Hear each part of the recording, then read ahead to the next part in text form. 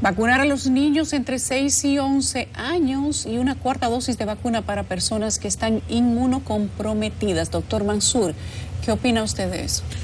Bueno, la data viene en proceso. Yo entiendo que vamos a tener evidencia en las próximas semanas y en próximos meses. Cada vez más va a ser más robusta. Y que yo entiendo que esa es la población ahora mismo más afectada por el enclaustramiento, por el encierro y por la virtualidad.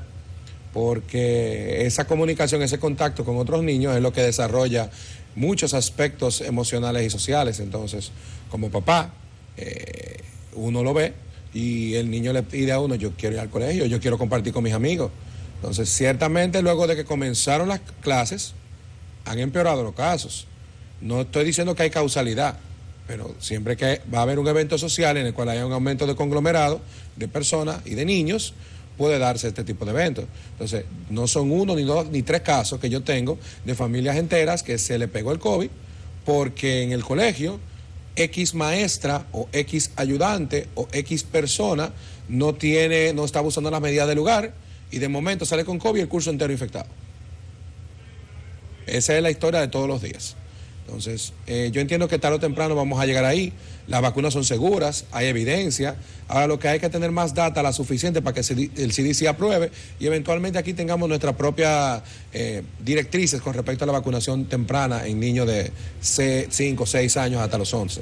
Yo entiendo que vamos para allá y entiendo que debe de ser tarde o temprano acogido. El cuidado individual, doctor. Las personas que tienen que usar su mascarilla, incluso doble mascarilla hasta algunos, mantener distancia, mantener higiene y hasta cierto distanciamiento de las cosas que otras personas tocan. ¿Podría ser esa la solución desde el principio y que se mantenga? ¿O nosotros tenemos que volver a hablar de un confinamiento, de un toque de queda? Mira, al final, después del toque de queda, vamos a tener que cuidarnos individualmente también. Eso siempre va a pasar. Ahí es donde vamos a terminar siempre, que va a ser algo de responsabilidad individual. Lavado de manos, distanciamiento relativo, utilizando mascarilla, protección. Con una que se use es suficiente. Pero, ¿qué pasa? Hay conciencia.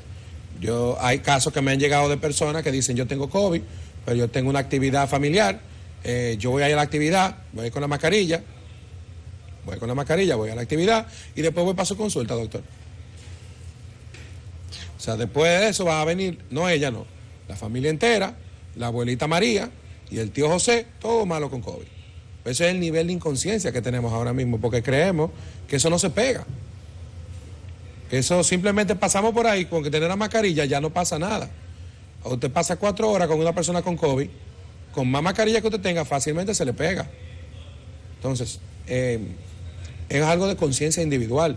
Pero ¿qué pasa? Volvemos al punto. No podemos dejar todo a la individualidad. La salud pública hay que considerarla. Y las decisiones de cada quien tienen que tener consecuencias. Yo entiendo que no está mal que se mantengan las medidas de mascarilla, cierto grado de distanciamiento, control del número de personas, mejoría en los circuitos de extracción de aire en los lugares y, lamentable pero necesaria, la medida de intentar de enforzar la vacuna. Lamentable pero necesaria. Vamos a ver qué piensa la gente, doctor Mansour. Quiero que usted oiga los comentarios de lo que la gente opina respecto de tomar alguna medida ante la cuarta ola por el COVID-19. ¿Considera usted que se debe tomar alguna medida? Vamos a ver sus comentarios. Dice Keres Sánchez, que dice ella, una pregunta. La delincuencia, el hambre, la ansiedad no es peor cada día y no está matando más. Yo quiero saber cuándo vamos a entender que hay que vivir con esto y que cuidarse es individual e independiente. Dice David Bussi que la vacuna que resuelva, que no fue de Barde que se la puso. Dice Arias Tiara que deberían tomar la medida de soltarnos en banda y no querernos tanto. Uno no gana nada estando trancado y sin cuarto. Dice, bueno, son muchos, dice Eji Inc., seguir cuidándonos, si nos llevamos de eso nos pasaremos la vida en ese relajo, ya hay que ver el COVID como parte de la vida. Dice Mayelin Camilo, hay que hacer nuestra vida normal y cada quien que se cuide como pueda, estamos muy hartos de esas medidas que no sirven para nada. Dice Jonathan 8201, claro, dejar de hacerle creer a la gente que cuando se vacunan ya no se enferman o contagian, Por ahí anda mucha gente creyendo que la vacuna es la cura y ni mascarilla quieren usar, y ahí está el peligro. Alex Carreras dice apretar la vacunación y no aflojar las mascarillas, pero que no se les ocurra cerrar el país otra vez y poner el molestoso toque de queda. Doctor, son muchos comentarios, no los voy a leer todos. ¿Qué piensa usted? Parece que la gente no quiere más medidas restrictivas. Pero yo entiendo que todo eso van por la misma línea. O sea, no podemos vivir todo el tiempo trancado, porque no funcionó. Vacúnese, póngase su mascarilla y déjennos tranquilos. Básicamente por ahí que va la cosa. Y hacerlo lo más individual posible. Los contextos laborales, tener las mejores condiciones laborales que permitan que probablemente no se infecten todo el mundo. Y si hay casos, darle las facilidades para poderse tratar y poderse mejorar y hacer detección o búsqueda activa, que eso es lo que mucha gente a veces no hace. Tiene un caso que tosió, que tuvo gripe. Ok, perfecto, vete al médico, pero tenía 5 días con síntomas trabajando y no lo despachaste. Entonces después la compañía entera infectado todo el mundo. Entonces son esos punticos de conciencia, porque la detección temprana del COVID, que cabe mencionar que no solamente depende de un antígeno ni una PCR, depende también de otros parámetros como análisis, imágenes torácicas y historia de contacto. Porque mientras más temprano a usted le agarre la enfermedad, menos problema usted va a tener a la larga, porque sí es cierto, y hay estudios que lo han demostrado, que aunque te dé leve y no te pase nada, hay más de un 60% de los pacientes que te hacen manifestaciones respiratorias a lo largo de los próximos 60%. De 3 y 6 meses. Hay mucha gente que acude después, a mí me dio COVID, no me dio nada y ahora no puedo respirar bien. O me dio COVID, no me dio nada y ahora tengo dolor en el pecho y tiene una pericarditis, por ejemplo. ¿Cuáles son los síntomas post-COVID, sea un mes, 2, 3 meses, que la gente debe tomar en cuenta para ir al neumólogo, por ejemplo? Ciertamente debe de tener un chequeo general y entre ellos debe de prestar la atención a la dificultad para respirar en cualquiera de sus ámbitos.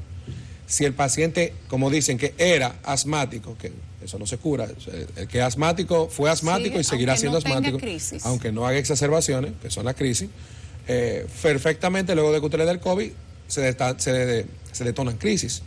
De la misma forma, pacientes que presentan dolor de pecho, pero una de las más interesantes, más frecuentes, es la fatiga crónica. Son pacientes que se cansan mucho ahora, que todo les cansa, que se están durmiendo, que están pensando lento, lo describen como niebla mental o brain fog. Entonces, son pacientes que realmente te dan síntomas y eso es por el COVID. Se ha demostrado que por el COVID. Entonces, mientras mejor tratamiento inicial, mejor seguimiento, menor cantidad de secuelas. Porque ciertamente, que no se queden pensando de que el COVID te dio, se quitó y se acabó. No. No. ¿Qué pasa después? Deja un grado de inflamación, aunque sea pequeño, y te puede dar esas manifestaciones. Entonces, no es raro que te llegue un paciente al medio COVID el año pasado y yo no he vuelto a ser igual. No es raro oír eso. ¿Qué es lo más dramático que le puede pasar a una persona? Por ejemplo, le puedo contar una experiencia personal y yo perdí el pelo. Absolutamente. No, eso es muy frecuente. Eso es frecuente. En las damas eso es extremadamente frecuente, más de un 30-40% de las mujeres, luego de que le dé el COVID, tienen algún grado de pérdida de pelo. Pero he oído múltiples otras manifestaciones. No, hay muchas más. Esa puede ser la más gráfica, probablemente de las mujeres. Pero ¿Cuáles puede otras? ser una migraña fija, pacientes que se les destapa el asma, por ejemplo, o se exacerban. Otros pacientes que traen trastorno del sueño pisado, que no te duermen bien, esa también es frecuente, la de la fatiga crónica. ¿Qué más? Yo he tenido pacientes que han hecho trastorno psiquiátrico posterior al COVID. ¿En qué sentido? Bueno, dicho en una manera política, se han puesto psicóticos. Sí. Hay otros que han entrado en depresión. Muchos de esos deprimidos han sido pacientes que han tenido COVID grave también, pero algunos de los psicóticos no fueron ingresados ni siquiera. Entonces, hay varias manifestaciones. Hay muchas manifestaciones. Ante cualquier manifestación de esa... Cualquier variación de su línea normal, yo entiendo que debe de buscar ayuda, que eso es lo que estamos viendo que está pasando tarde muchas veces, porque primero consultan por 2 o 3 meses al doctor Google, no dan pie con bola entre los test raros, entre las combinaciones medicamentosas que le dieron al vecino y luego entonces que buscan ayuda. Entonces, por ahí va la cosa. Doctor, gracias. Siempre es un placer tenerlo aquí. Esta es su casa. Gracias, usted es parte de nosotros, quiera usted o no quiera, porque así lo hemos asumido. Entonces, más adelante, cuando haya más contagios, tiene que volver por aquí. Aquí estaremos con gusto. Ha sido el doctor Emil Mansur, especialista, neumólogo internista, que además es una de las personas que más pacientes ha atendido de COVID-19 a lo largo de estas 3 jornadas y ahora iniciamos la 4ª, lamentablemente.